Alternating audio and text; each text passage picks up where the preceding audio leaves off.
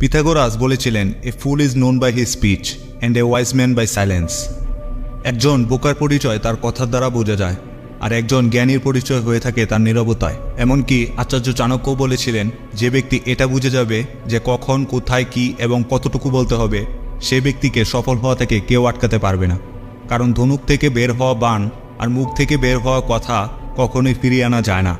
আপনার বলা প্রতিটা শব্দ আপনার শক্তি হতে পারে, আবার বিপদের কারণও হতে পারে।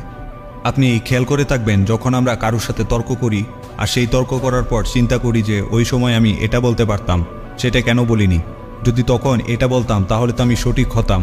কিন্তু তর্ক করার চক্করে আমরা একেবারেই চিন্তা করি না এসব, আর নিজেদেরকে সঠিক প্রমাণ করতে, নিজেদের কথার ভ্যালু রাখতে উল্টাপাল্টা যা ইচ্ছা বলে দিই। আর মানুষ তখন আমাদের কথার গুরুত্ব দেয় না, আমাদেরকে মূল্যহীন ভাবতে শুরু করে।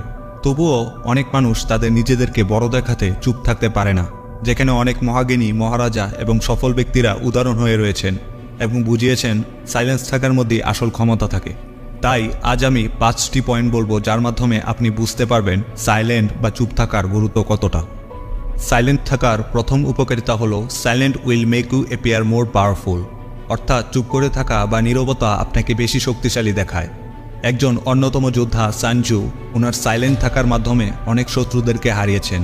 তিনি চুপ থাকার মাধ্যমে শত্রুদেরকে গভীর চিন্তায় ফেলে দিতেন এবং শত্রুরা ভয়ে থাকতো যে ওনার নেক্সট প্ল্যান কি হবে, কখন হবে, আর কনফিউশনে পড়ে ভুল পদক্ষেপ নিত এবং হেরে যেত। এইটাকে বলে পাওয়ার অফ সাইলেন্স। আপনি প্রয়োজনের বেশি যত কথা বলবেন, মানুষ আপনাকে ততটাই সাধারণ ভাবতে শুরু করবে।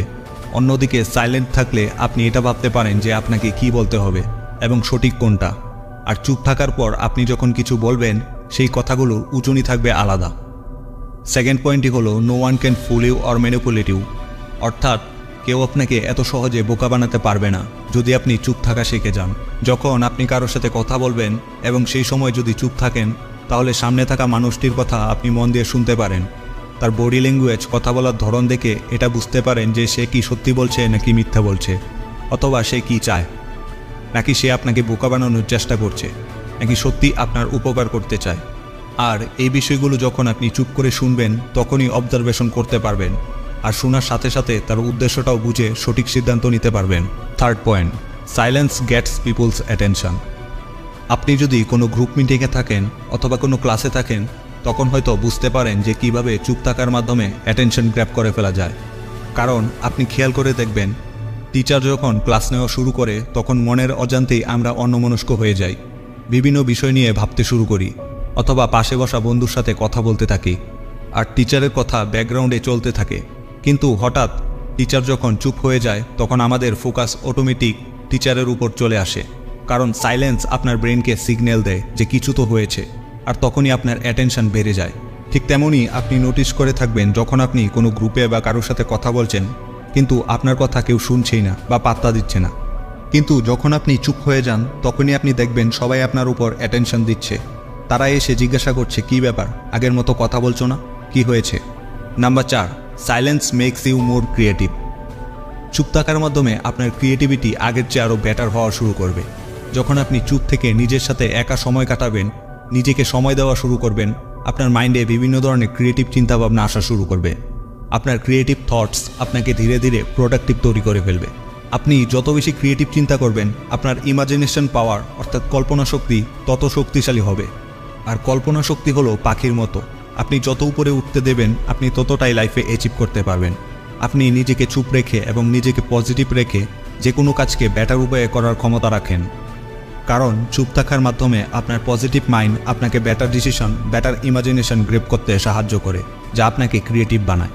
5 নাম্বার পয়েন্টই হলো এমন একটি বিষয় যেখানে আপনার চুপ থাকতেই হবে, আর সেটি হলো আপনার প্ল্যানস বা গোলস। অর্থাৎ আপনি যদি কোনো জিনিসের উপর কাজ করে যাচ্ছেন, তাহলে সেটা কখনোই প্রকাশ হতে দিবেন না। এই পৃথিবীতে অনেক মানুষ আছে যারা খোলা বইয়ের মতো, সুযোগ পেলেই মনের সব কথা শেয়ার করে দেয়, সব গোলস, প্ল্যানস শেয়ার করে দেয়। আর প্রবলেম তখনই হয় যখন কোনো কারণে যদি সেই গোল আপনি অ্যাচিভ না করতে পারেন, তখন মানুষেরা আপনার উপর হাসে আর বলে যে এ শুধু বলতেই পারে, কিছু করতে পারে না। আর তখন মানুষের মধ্যে আপনার উপর নেগেটিভ ইম্প্যাক্ট তৈরি হয়, আর আপনার সম্মান কমে যায়। তাই আপনার গোলস, আপনার প্ল্যানস শুধু তাদের সাথেই শেয়ার করুন যারা আপনার মতোই এক্সপার্ট বা আপনাকে এগিয়ে যেতে সাহায্য করে। অ্যামাজনের ফাউন্ডার জেফ বেজোস ঠিক এমনটাই করেছিলেন। যখন তিনি প্রথম ক্লাউড বিজনেস শুরু করেছিলেন সেই বিজনেস থেকে তার বেশ ভালোই আয় হচ্ছিল, কিন্তু উনি সেই বিজনেস সম্পর্কে তখন কাউকে কিছু বলেনি, কারণ তখন তিনি যদি এই বিষয়টি শেয়ার করতেন তাহলে তার বিপরীতে আরও অনেকেই এই বিজনেসে জয়েন হতো, এমনকি উনার থেকেও বেশি সফল হয়ে যেত। কিন্তু সেই সময় চুপ থাকার কারণে আজ অ্যামাজনের কাছে ক্লাউড বিজনেসের সবচেয়ে বেশি শেয়ার রয়েছে। তাই ততক্ষণ নিজের গোলস বা প্ল্যানস শেয়ার করবেন না যতক্ষণ আপনি সফল না হতে পারছেন। সো আশা করছি এই ভিডিও থেকে আপনি বুঝতে পেরেছেন যে চুপ থাকার ক্ষমতা কতটা এবং কতটা গুরুত্বপূর্ণ।